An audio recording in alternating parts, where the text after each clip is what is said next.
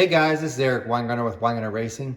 Today's video is answering a question I know many of you asked yourself in your head and have always wondered about it. And today you're going to hopefully get some answers for that. The question being, on an as-cast head, how much actual difference in flow is there between port to port? That's what today is going to get answered, because here's what the head is and here's what I did. I'm going to go through a lot of it with you. But you're going to see the flow differences from 8 different as-cast ports, 4 total different heads. All the same brand, make, model, all that's the same. So today you'll get that answer. How far difference in flow are they from as-cast? So let's talk about the head first. This is the head. This is, let me turn on my flashlight here. This is an AFR 305 head. There it is. 305 version 2 head. They have version 1, but this is version 2.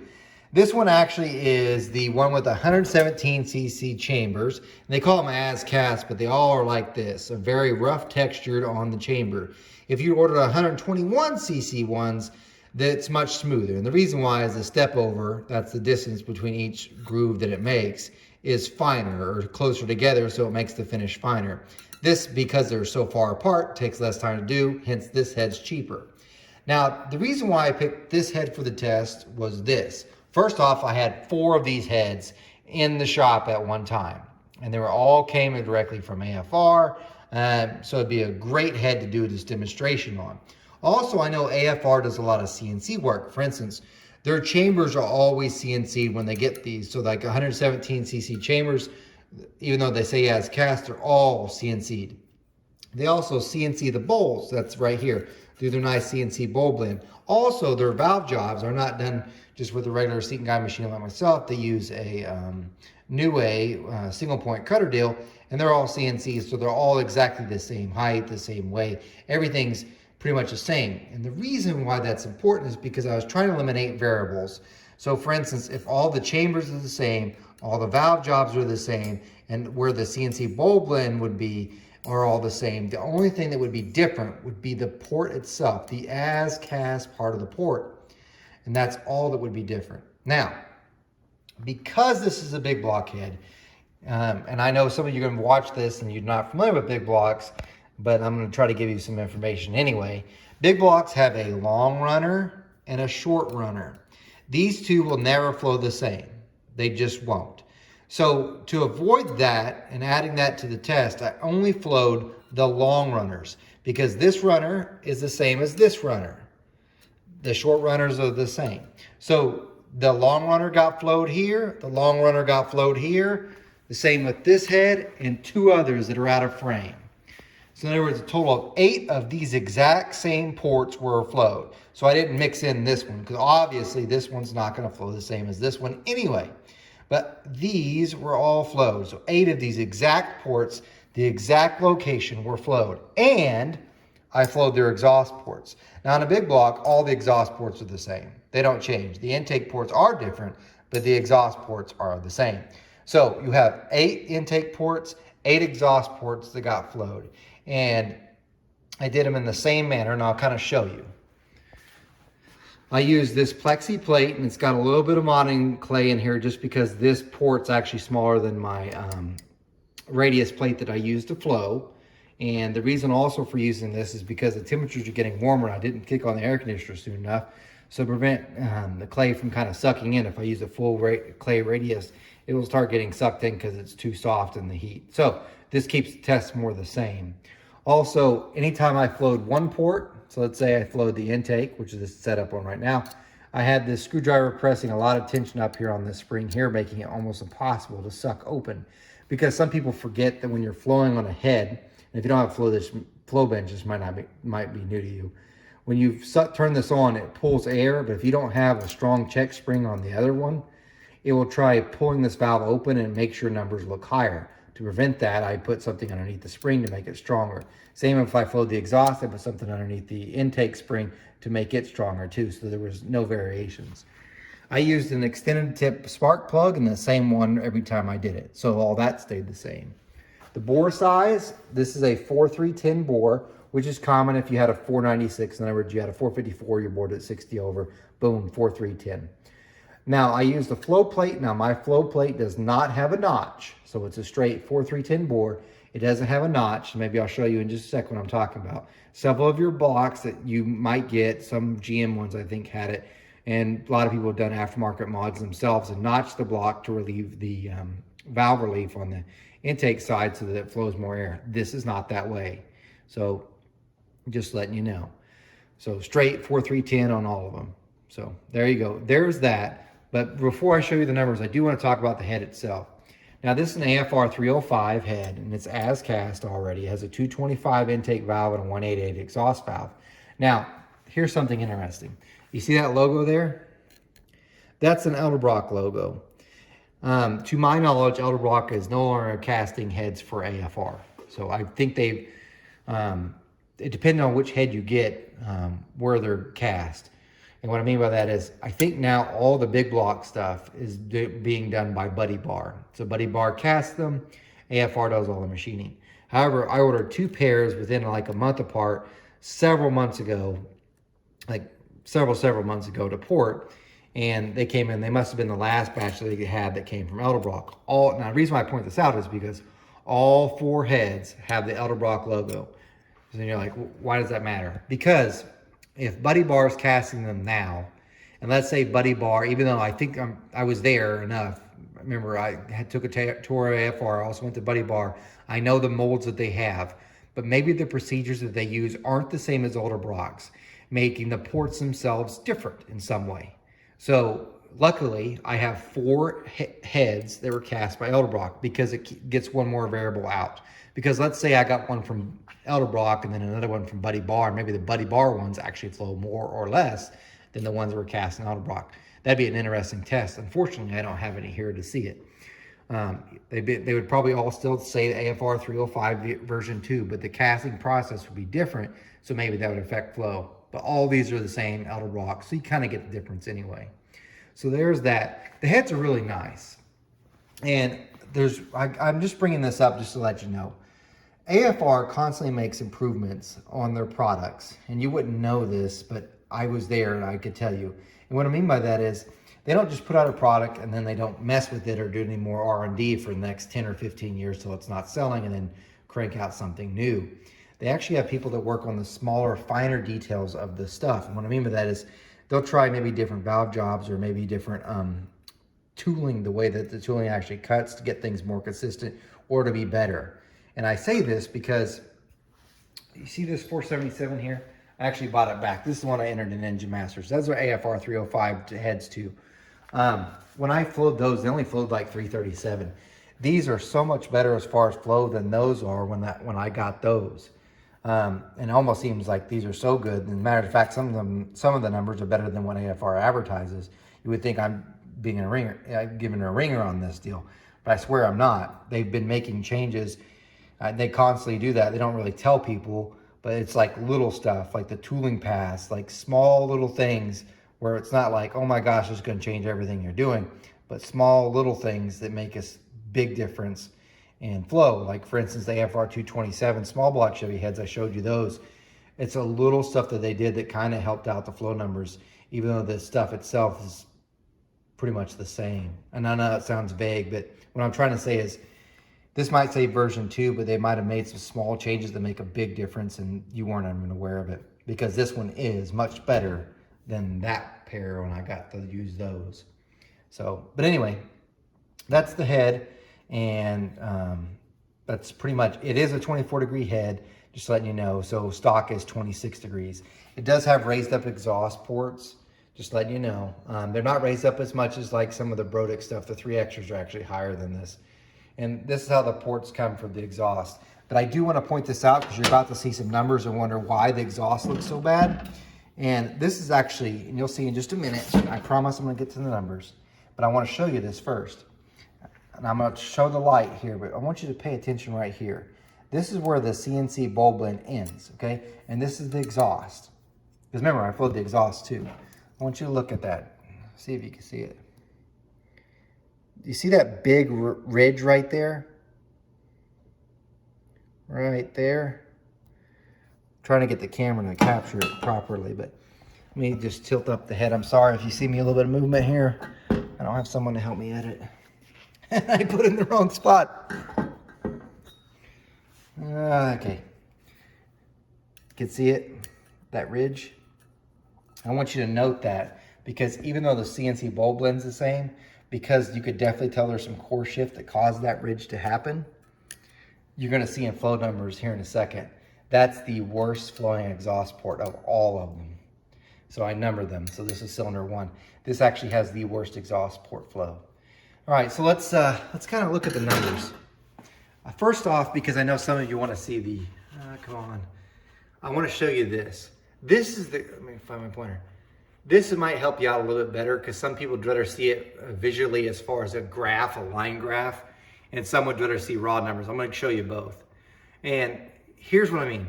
These lines right here that you see that the cursor is going through, this is the intake flow.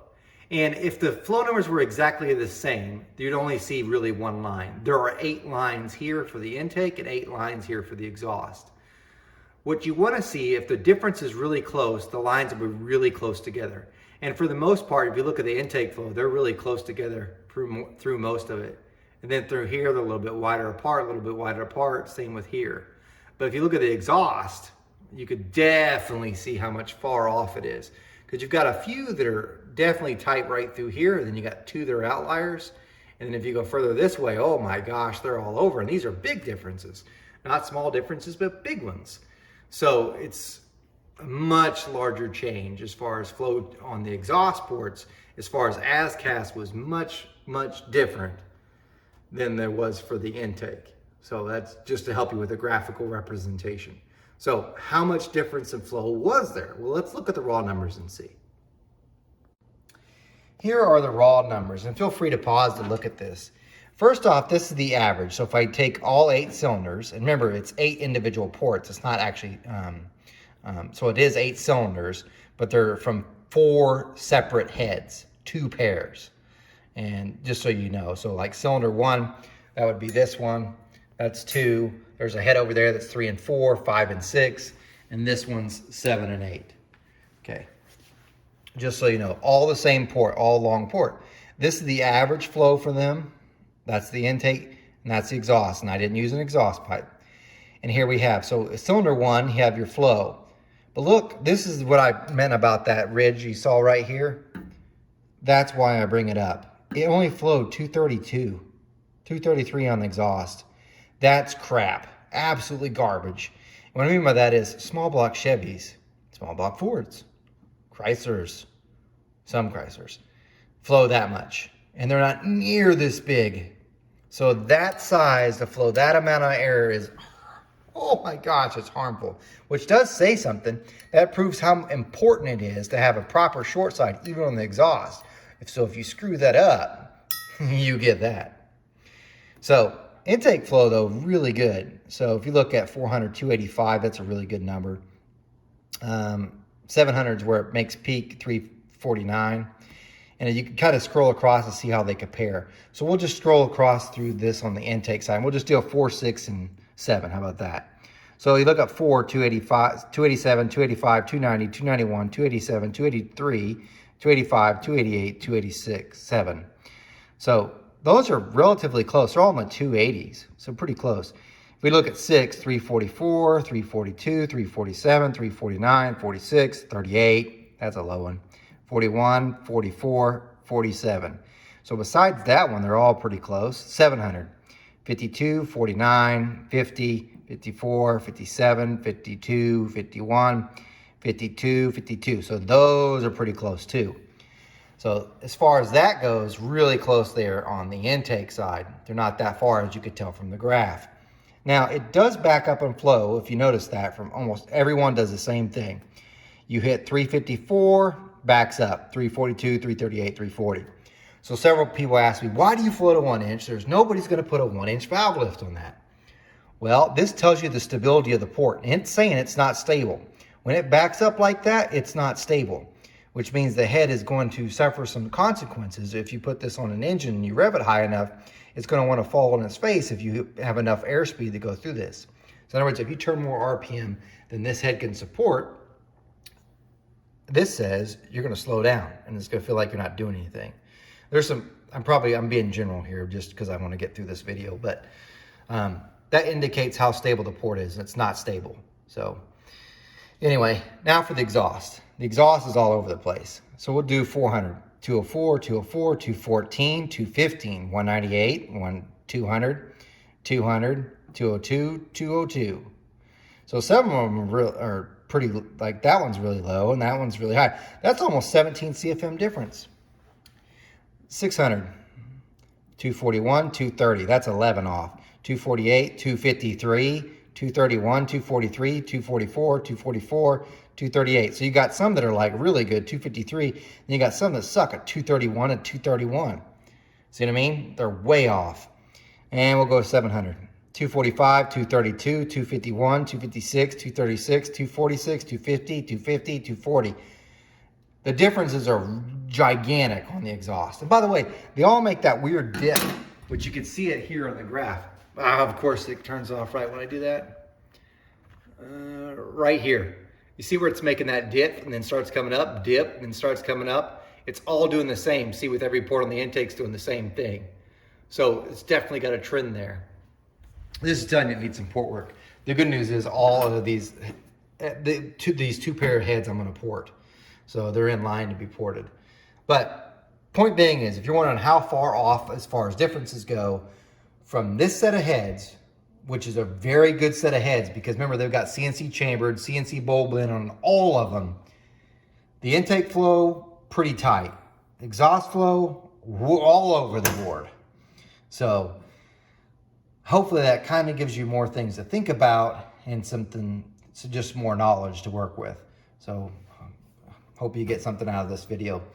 Now, can I say, well, this will be the same for every set of as-cast heads you get? No, because I'm fairly certain, and I almost did this with the set of Brodix IK heads, because I had 3 sets of Brodix IK 180s here, but that would have taken about 4 hours to flow all of them.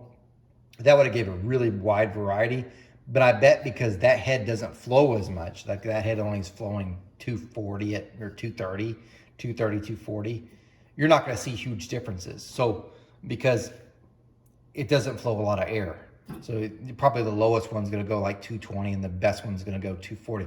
It's going to be really tight because it's not moving much air. Unlike this thing where it moves quite a bit of air, and the differences become more dramatic. So I wouldn't say this is like a general statement that they'll all be off this much, but it does give you something to think about. So hopefully that helps. Also, you could clearly look at some of the heads that you get and you're like, ooh. Also, if you notice, just because you could tell from that, this is just bonus knowledge for you. You could tell that the casting shifted because that one's got a huge ridge. This ridge is even worse. This one, when I'm flowing this other long port, it's hardly there. That's the reason why this one port flows so much better than that port, because the cord shifted on this side more than this side. So something to think about. Anyway, it took a long time to do that video and flow everything, but I thought I'd share that with you. If you have questions or if you think there's something else you want to see done, let me know. I'm always looking for different ideas. But remember, I'm no Superman, and you guys take care. Bonus. One thing I don't like about these heads, these AFR 305s, you see this mark right here? You're like, did they do that? No, I did that. It didn't tear anything up. The reason why is because they use these. These are the devil. Here's what they are. These are spring cups. So what they do, and I'm not going to put it on here because it probably gets stuck again, but they sit down here like this, and then the spring goes in it. And they put shims underneath here on this part to set the installed height so that it raises this cup up and the spring sits on it. All right, no big deal, right? Except for these are piece of crap spring cups. These are stamped steel. These are not machined spring cups. And what I mean by that is they're cheaper to manufacture because they're just stamped. The disadvantage is they're not uniformity. They're not perfectly round. And what happens is they get stuck in the dear gum pocket. So what happens is, even though I have this one in the end because you see how there's a little notch there so I can reach in and grab and pull the thing out, several of them will come out, but sometimes they can't. So what happens is you'll end up spending a good 45 minutes trying to get rid of this spring cup because they didn't use ID locators. That's the solution. You use an ID locator, like a smaller diameter than this hole. And it just sits in here and you can grab onto the ID locator and pull it out. Well, you can't grab on anything. See, when it sits in here like this cup, because this pocket's deeper than this cup, you can't get it out. You're like, use a magnet. Tried. It's wedged in there because it's not uniform. It's like they pounded it in to put the thing on. So then what you got to do is you got to do like that, cut a little so you can get a little groove here to hopefully snag the corner of this cup and pull it out, if you're lucky. One, I had to do a whole lot of surgery. It looked like I might as well be doing heart surgery trying to get this stupid thing out. So AFR, you use locators, ID locators and everything else. Why don't you use it on your big blocks instead of this piece of junk? These are suck. And it happens at least once every other set of pair of heads I have to do. I can't get at least one of them out. And then I'm like, oh, here the fight begins. So there's your nugget of knowledge for you. Prepare for a battle. Now some of you are like, I never have an issue. The minute you say it, these heads hear you. And then you can't get it out. Anyway, there's your little nugget of knowledge. See ya.